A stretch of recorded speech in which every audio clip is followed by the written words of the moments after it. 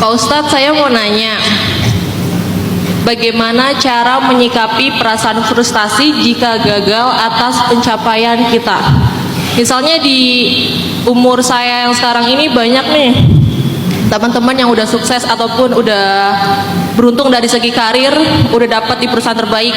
Tapi saya merasa kayak, kok saya gagal ya, belum dapat apa yang saya mau. Gitu. Terima kasih. Kalau menurut saya sih, yang bikin kita ngerasa gagal itu adalah kita terlalu sering meng-compare, terlalu sering membandingkan kita dengan orang lain. Padahal kehidupan setiap orang itu punya musimnya sendiri-sendiri. Kita membandingkan diri kita dengan orang lain yang mungkin untuk mendapatkan apa yang dia inginkan dia butuh waktu cuma 1 bulan. Kita butuh waktu 1 tahun. Sehingga dalam 6 bulan perjalanan kita ngerasa diri kita gagal. Dan Allah pasti punya alasan kenapa kita 1 tahun, kenapa dia 1 bulan. Dan alasan Allah nggak pernah buruk, pasti baik. Cuman kadang-kadang kita ngertinya besok, lusa, tahun depan, entah beberapa tahun kemudian. Tapi yang pasti musim setiap orang itu berbeda. Jadi nggak bisa dibanding-bandingkan satu dengan yang lain. Sama kayak antara New Zealand, Australia dengan Eropa. Kalau di Eropa lagi musim dingin, di New Zealand sama di Australia lagi musim panas, ya.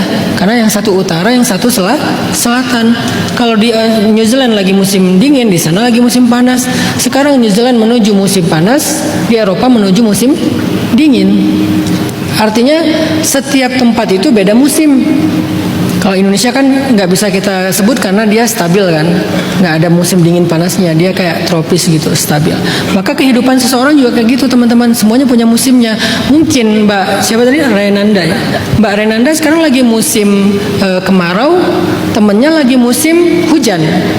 Nanti digilir oleh Allah. Makanya Allah berfirman, wa tilkal ayyam nudawiluha bainan nas. Begitulah hari-hari ketika kami pergilirkan di antara manusia. Jadi semua orang punya musimnya sendiri. Nanti begitu Mbak Renanda udah musim hujan, temennya yang musim kemarau dan seterusnya. Dan setiap orang itu musimnya juga beda-beda waktunya. Ada yang hujannya cuma 2 bulan, kemaraunya 10 bulan. Ada yang hujannya 10 bulan, kemaraunya 2 bulan. Masing-masing punya alasan kenapa kayak gitu. Jadi Mbak Renanda, yang bikin kita sering ngerasa gagal itu adalah kita membandingkan diri kita dengan teman kita dengan perbandingan yang bukan motivasi, tetapi perbandingan kecemburuan, perbandingan standar yang terlalu disamain. Padahal semua orang punya ceritanya sendiri-sendiri. Ada orang yang misalnya nih, nemuin jodohnya itu gampang banget. Ada yang, siapa yang gampang menemukan jodohnya? Sayyidah Fatimah. Siapa yang susah? Ibunya Fatimah, Khadijah. Menikah 2 kali diuji. Ujian yang pertama suaminya meninggal, menikah yang kedua bercerai, baru yang ketiga ketemu dengan true love-nya Nabi Muhammad SAW. Sedangkan anaknya Fatimah menikah dengan mudah, ketemu dengan teman masa kecilnya, yaitu juga satu rumah dengan dia, laki-laki yang nggak jauh dari kehidupan sehari-harinya, yaitu Ali bin Abi Thalib, mudah, nggak ada lika-liku kayak ibunya Khadijah. Setiap orang punya ceritanya sendiri-sendiri. Jadi nggak bisa kita menyimpulkan kita gagal. Kenapa? Karena bagi saya, menurut saya, gagal itu ketika kita menyerah. Itulah gagal. Gagal itu ketika kita menyerah. Kalau kita belum mendapatkan apa yang kita cari, kita belum gagal. Kita hanya punya cerita yang berbeda dengan orang lain. Allahu a'lam. Jadi fahami hakikat ini. Semoga Mbak Renanda jadi ngerasa, oh aku tuh nggak gagal sebetulnya. Cuman aku punya cerita sendiri.